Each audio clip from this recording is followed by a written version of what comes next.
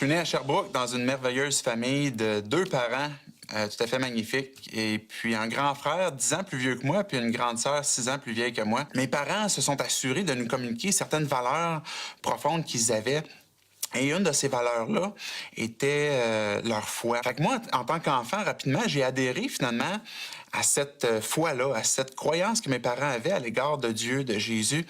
Et rapidement, j'ai cru que dans le fond, Jésus, à travers les histoires que la Bible m'avait été racontée, était venu pour mourir, pour me donner sa vie parfaite en échange du mal que moi, j'avais pu avoir fait.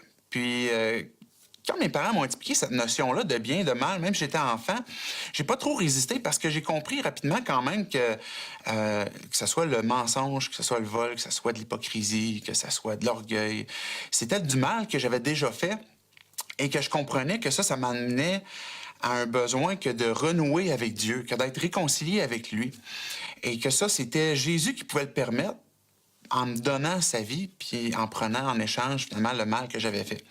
Fait que c'est ce que j'avais cru, puis bon, les années ont passé, puis à un moment donné, mon frère est devenu à l'âge adulte, et puis mon frère est devenu à une croisée de chemin où il a renoncé à une grande partie de cette foi ou de ses croyances, ses valeurs profondes pour obtenir d'autres choses qui, peut-être pour un temps, lui apportait de l'argent, de la popularité. Je voyais ma sœur qui, à la même période, a commencé à devenir beaucoup plus rebelle de façon ouverte aux autorités, à mes parents, aux professeurs, à l'école. Puis a commencé à ce moment-là faire un parcours de centre jeunesse. J'ai vu ma sœur, par exemple, tomber enceinte de façon imprévue rapidement.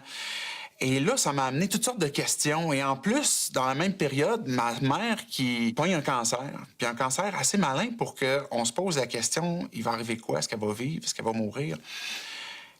Ces questions-là que j'avais, pour moi, c'était comme, Dieu, pourquoi, là? C'est quoi qui se passe? T'sais, pourquoi est-ce que, mon frère, que j'estime tant, ma sœur, que j'estimais tant, aujourd'hui, qui me déçoivent ou qui me surprennent des choix qui ont dû renoncer, à leurs valeurs profondes pour suivre un autre chemin. Mais pourquoi Dieu, dans le fond, c'est comme le mal est tellement attirant, là?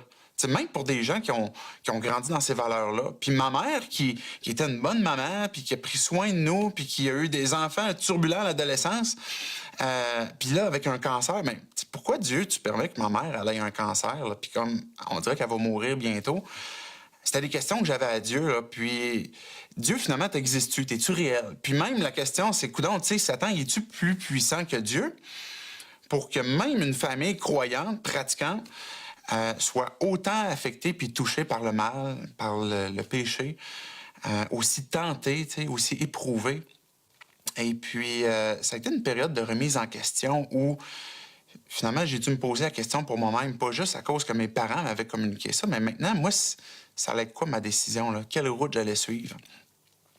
Et ça m'a fait penser à une histoire qui est dans la Bible avec Jésus, qu'à un moment donné où Jésus avait, dans une période où il a perdu beaucoup de disciples, beaucoup de gens avaient décidé de le quitter à cause d'une parole qu'il avait dite. Puis Jésus s'est tourné vers ses disciples qui restaient, les quelques-uns.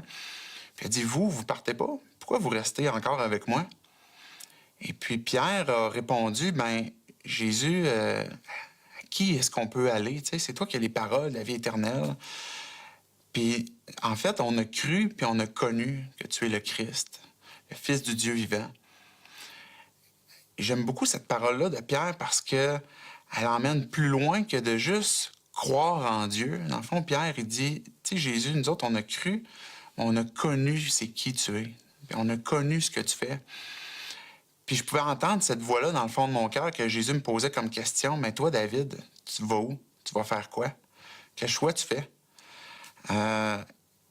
Et j'en ai venu à un point que j'avais besoin, moi aussi, de pas juste croire en Jésus. Puis c'est pour ça que j'aime Jésus autant. C'est que, il me disait, fais pas juste croire en moi, là. Je veux avoir cette relation-là avec toi. Je veux qu'on se connaisse.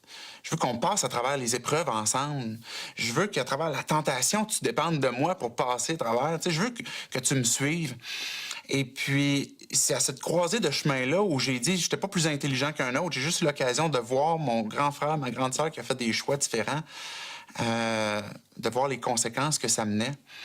Et puis de dire, ben voici, tu sais, le choix que je veux faire aujourd'hui, c'est de croire, mais c'est de connaître Jésus, puis de le suivre. Et c'est le choix que j'ai fait à ce moment-là, que j'ai renoué, que j'ai renouvelé avec Dieu, puis que je renouvelle continuellement aussi, de dire, Jésus, je veux pas juste te croire, je veux pas juste croire que tu existes, mais je veux te connaître, je veux vivre avec toi. Puis c'est le choix que j'ai fait, de suivre Jésus.